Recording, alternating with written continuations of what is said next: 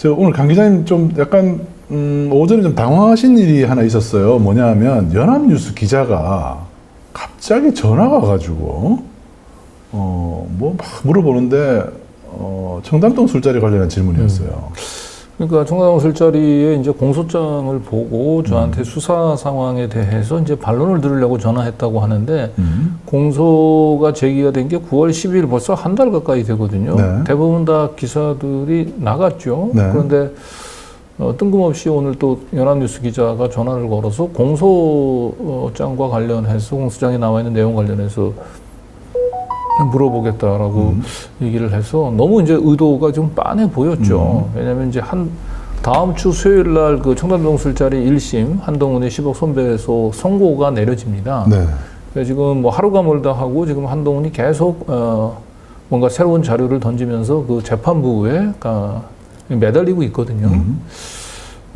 그러다 보는데 이제 그 자기들이 애당초에 기대했던 거는 검찰이 공소장 정도를 던지면 아마 재판부가 그 변론 제기를 신청을 하거나 아니면 최소한 선고기일을 좀 연기를 할 걸 기대를 했었던 것 같죠. 네. 그런데 재판부가 아무런 미동도 하지 않다 보니까 좀 몸이 좀 달았던 것 같고 오늘 아니나 다른 연합뉴스 기자가 공소장 가지고 기사를 쓰겠다고 했을 때 굉장히 느낌이 안 좋았죠. 속보이는 그런 그리고 질문이었죠.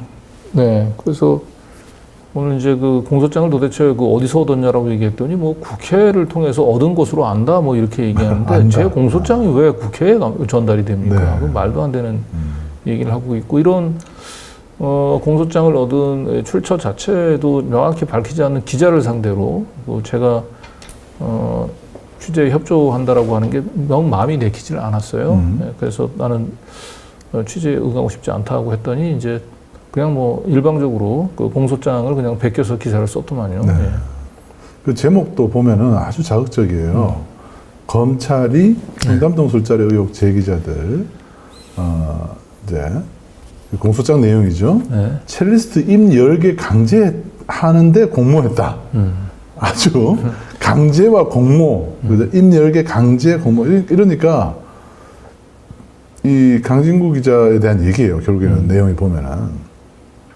강진구 기자가 굉장히 나쁜 사람으로 결국 이제 이렇게 썼네요. 그렇습니다. 네. 결국 이 연합뉴스 기사를 이제 그대로 또 복사해서 그 한동훈 변호인이 증거로 제출할 겁니다.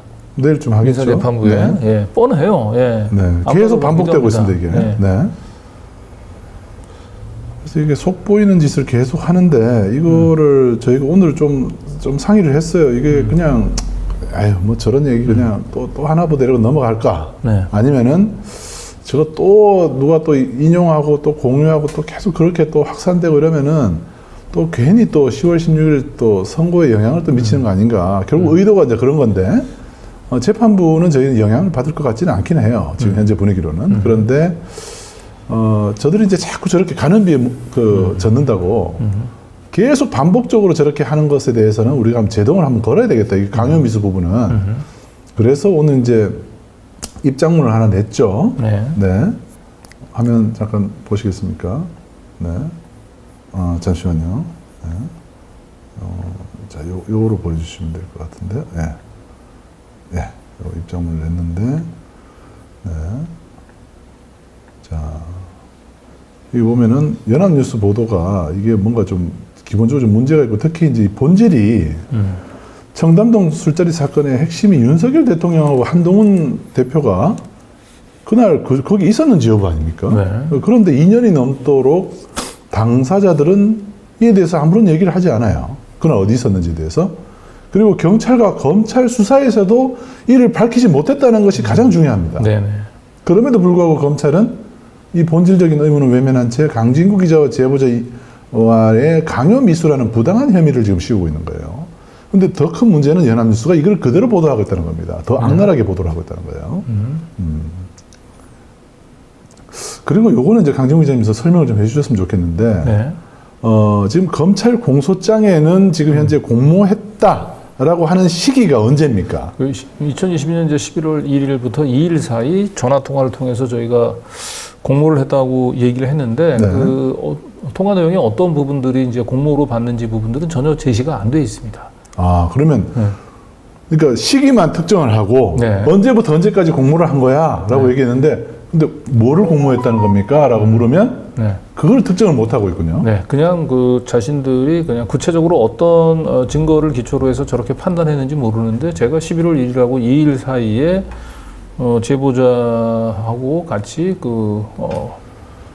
입을 열게 하기 위해서 사전에 공모를 했다라고 얘기를 한 겁니다. 그러니까 저는 첼리스트를 좀 이렇게 잘 대해주고 그 다음에 제보자 전 남자친구는 이제 첼리스트를 압박하고 이런 서로 역할 분담을 하기로 공모를 했다는 거거든요. 검찰은 그렇게 주장을 하는데 강진구 기자님하고 제보자 간에는 그런 공모나 그런 역할 분담에 대한 논의가 없었다는 거죠. 네.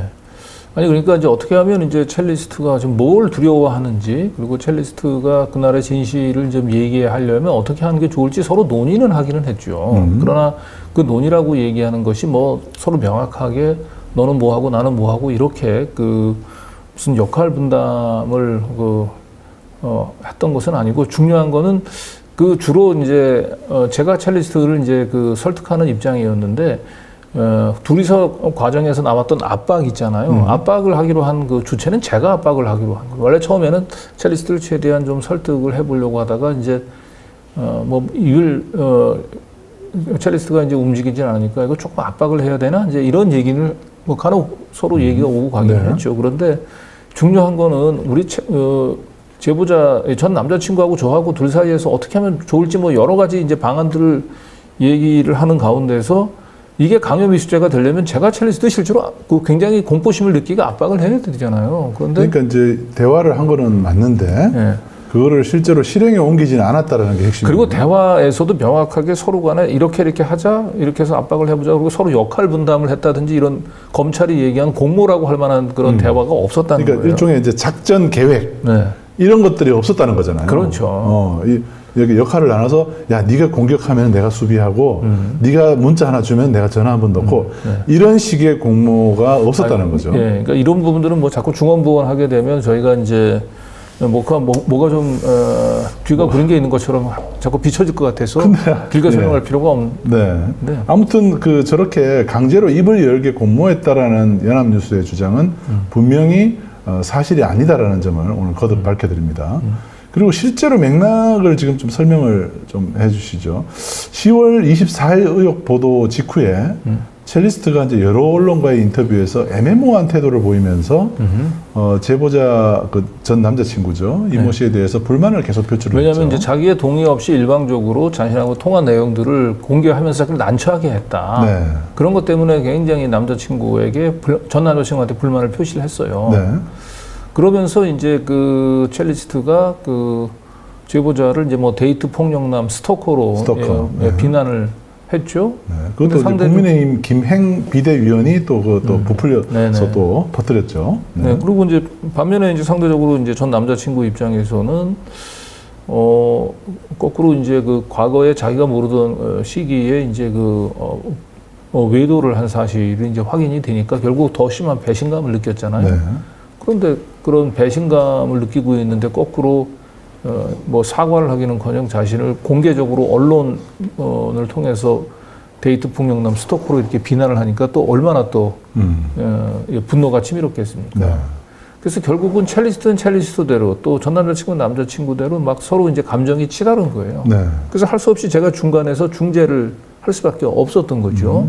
그래서 가능하면 또 그런 과정에서 전 남자친구하고 얘기를 할 때는 남자친구의 의견을 존중할 수밖에 없는 거예요. 남자친구가 뭘 어떻게 한번 해보자라고 하면 그것도 의미가 있을 것 같다 이렇게 얘기를 하고 또 첼리스트하고 얘기할 때는 또 첼리스트가 막 남자친구에서 뭐라고 얘기하면 그 얘기도 맞는 것 같다 저는 이렇게 양쪽의 이제 얘기들을 이제 경청을 하면서 중간에 중재 노력을 했던 거거든요. 근데 이게 전부 검찰 입장에서는 역할 분담했다. 그건 이제 재판 과정을 봐야 되겠지만 이 부분은 그렇게 검찰이 얘기한 대로 그렇게 내용이 흘러가지는 못할 거다. 예, 절대 그렇게 할 수가 없어요. 네, 이미 증거들이 다 나와 있기 때문에 검찰이 원하는 대로 가지는 못할 거다 이런 얘기를 하는 거고요.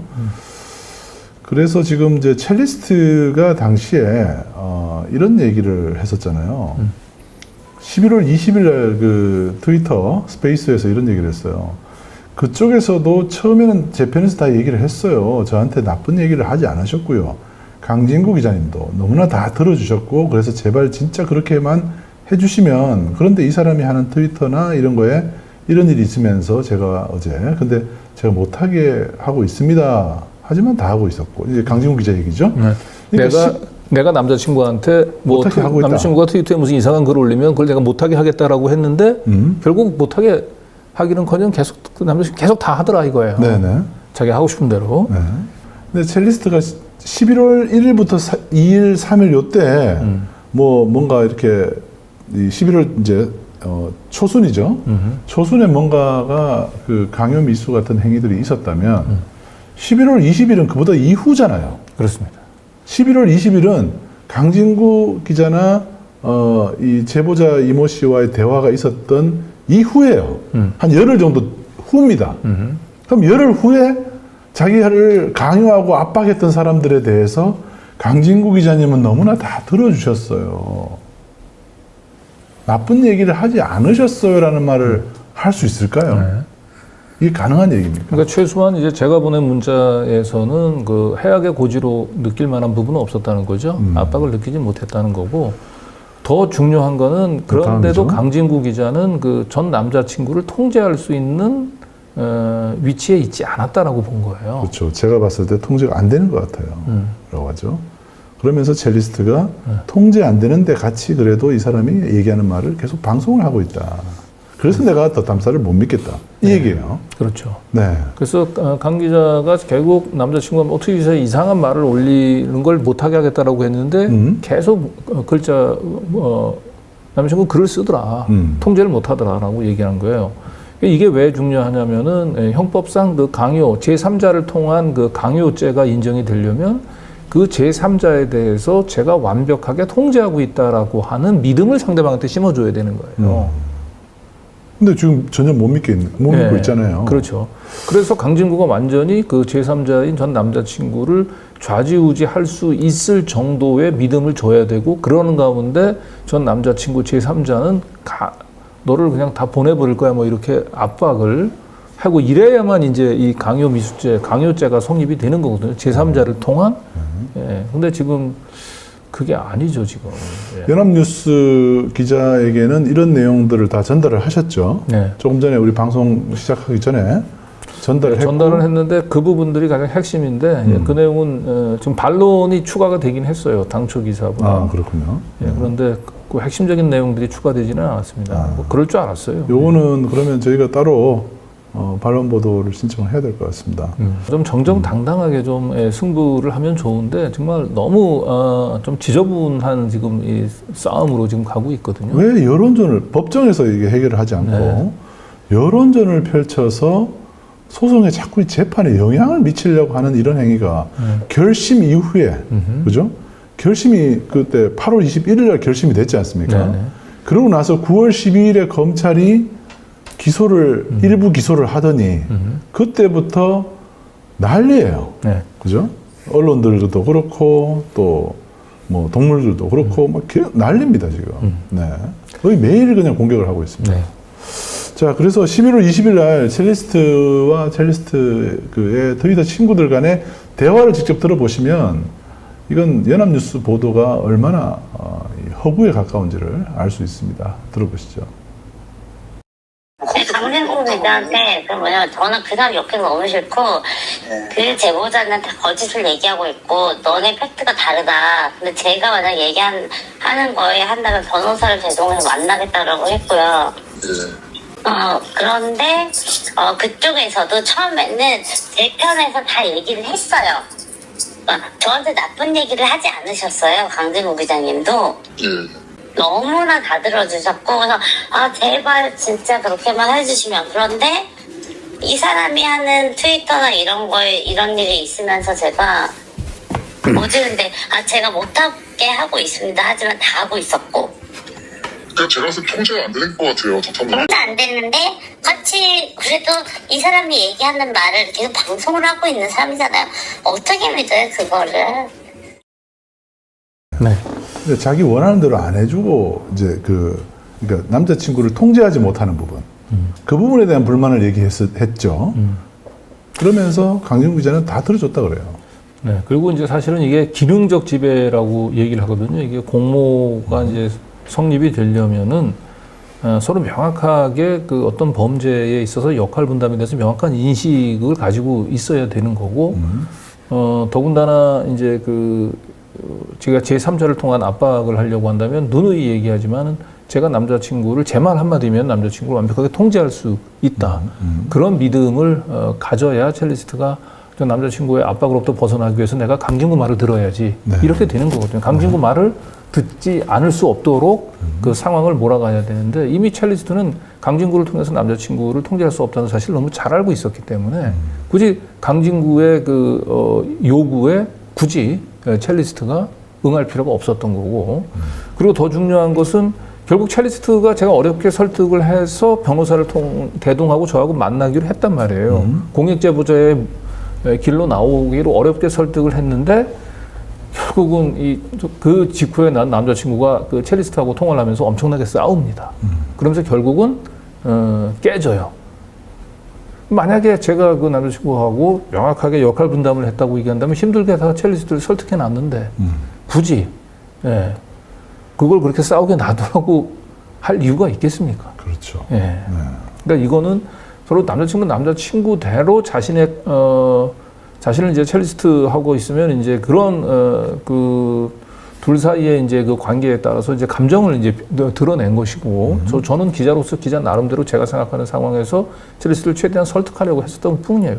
이 서로 다른 별개의 트럭에서 있었던 일들을 마치 두 사람이 우리가 둘이가 하나 명확한 어쨌든 그 공모를 해가지고 첼리스트를 허위 제보를 하도록 그 압박을 한 것처럼 이렇게 프레임을 짜는데 이건 정말 억지 그림이고요. 이걸 반박할 수 있는 대화는 수도 없이 많습니다. 그 중에 하나만 예를 들려준 거예요. 증거가 무려 이제 200페이지가 넘는다고 그랬죠. 남자친구와의 그 강진구 기자님하고 제보자와의 대화가 텍스트로 푸른 것만 해도 200페이지가 넘는데 그 중에서 아주 극히 일부의 어떤 내용들만 가지고 지금 검찰은 마치 공모한 것처럼 그렇게 언론에 흘리고 있습니다. 이런 것을 지금 우리가 좀 재판부가 좀 식별을 해서 이게 참 검찰이 이거 너무한 것 같다 이런 생각을 좀 하셔야 될 텐데 어떻게 판단을 할지 모르겠어요. 일단 저희가 볼 때는 저희가 지금 갖고 있는 정보로 봤을 때는 현재 재판부는 검찰이나 언론에 뭐 특별히 흔들리는 것 같은 느낌은 안 들어요. 지금 왜냐하면 10월 16일 재판이 이 정도 흔들면은 재판을 선고를 연기할 수도 있거든요. 그런데 물론 이제 뭐 재판 하루 전에 연기되는 경우도 있긴 해서 뭐 안심을 할 수 없습니다만은 현재로서는 재판부는 딱히 검찰의 뭐 공소장 여부에 따라서 특별히 흔들리고 있는 것 같지는 않습니다. 그러니까 검찰은 이걸 정면 승부 대신에 지금 여론 재판으로 자꾸 이제 몰고 가려고 하는 거죠. 예. 그래서 검찰도 기소를 했고 이걸 보세요. 이렇게 그 언론들도 강진구가 나쁜 놈이라고 하지 않습니까? 라고 이게 여론 재판으로 자꾸 몰고 가려고 하는 거죠. 네. 그래서 한동훈 10억 손배소가 결국 이제 이게 판결이 어떻게 날지에 따라서 한동훈 본인뿐만 아니라 유탐사 그리고 강진구 기자를 음해하고 중상모략해온 무리들, 이제 우리 기성 언론들, 친윤 언론들도 포함이 되죠. 이들에게도 지금 지난 7월 12일 날 이미키 재판 패소보다는 훨씬 더 큰 충격이 아마 있을 겁니다.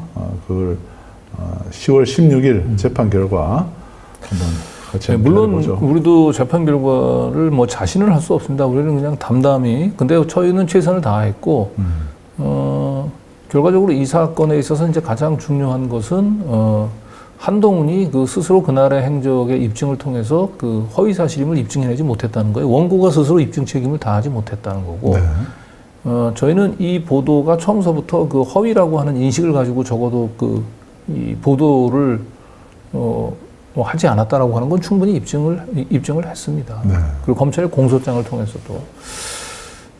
그래서 기자로서 저희들은 이제 여러 가지 취재 근거를 기초해서 합리적인 의심을 제기한 건데 결국 그 합리적인 의심에 대해서 한동훈이 스스로 자신의 그날의 행적을 밝힐 수 있는 방법이 있는데 지금 2년 넘게 지금 그걸 밝히지 않고 있는 거예요. 그렇죠. 그러면서 마지막까지 저렇게 정말 더러운 좀 언론 여론 공작을 지금 하고 있는 거거든요. 네. 참 그 일반 시민들이 이런 것들을 이제 분별력을 이제 가진 분들이 저는 더 많다고 생각을 합니다만은 제목이나 이렇게 자극적으로 뭔가를 쓰잖아요. 그러면 일단 이 좀 찡그리게 되고요. 좀 안 좋은 느낌을 갖게 됩니다. 이런 것들이 좀 그 검찰이나 언론들이 좀 노리는 건데요. 이재명 대표에게 가하던 방식과 거의 유사하게 공소장을 조작하고 증거도 조작하고 그리고 언론 플레이를 하고 여론 재판을 몰아서 그 사람의 어떤 이미지에 먹칠을 하는, 흠집을 내는 이런 행위들이 계속 반복되고 있습니다. 이 패턴이 너무 비슷해서 저희가 볼 때도 참 이재명 대표나 강진구 기자가 겪고 있는 길이 참 너무 비슷하다 이런 얘기들을 많이 하고 있습니다. 지금 한동훈 측 변호인도 내일 또 아마 이 연합뉴스 기사를 또 참고 서면으로 또 제출할 걸로 보이는데 거의 매일 제출하고 있어요. 네, 이렇게 해서 지금 결심이 된 지가 언젠데 계속 뭔가를 제출해서 물론 뭐 우리도 지금 이제 이런 내용은 이미 제출을 하신 내용이죠. 그렇습니다. 벌써 제출을 했어요. 네, 법원에 제출했어요. 네. 예, 왜냐하면 연합뉴스 오늘 보도 내용을 보면 보도 내용이 재판부를 전혀 흔들 수가 없다라고 저희가 판단한 이유는 뭐냐면 이미 연합뉴스의 기사 같은 내용을 반박할 수 있는 내용이 공소장에 대한 반박 서면으로 다 들어가 있습니다. 네. 그래서 이 재판부 그것도 지금 한동훈 측 변호인들도 지금 알고 있죠. 그 참고 서면 그렇죠? 알고 있죠. 알고 있는데도 또 이게 안 먹힐 것 같으니까 또 여론 조작, 또 언론 플레이도 하고 있는 겁니다. 연합뉴스 기자는 그냥 그 검찰에서 지금 불러주는 대로만 지금 기사를 쓰고 있는 걸로 지금 보입니다. 네. 아무튼 좀 강하게, 뭐 청진년에 가입하시는 분들의 당부 말씀이 대부분 그거예요. 좀 강하게 대응해라.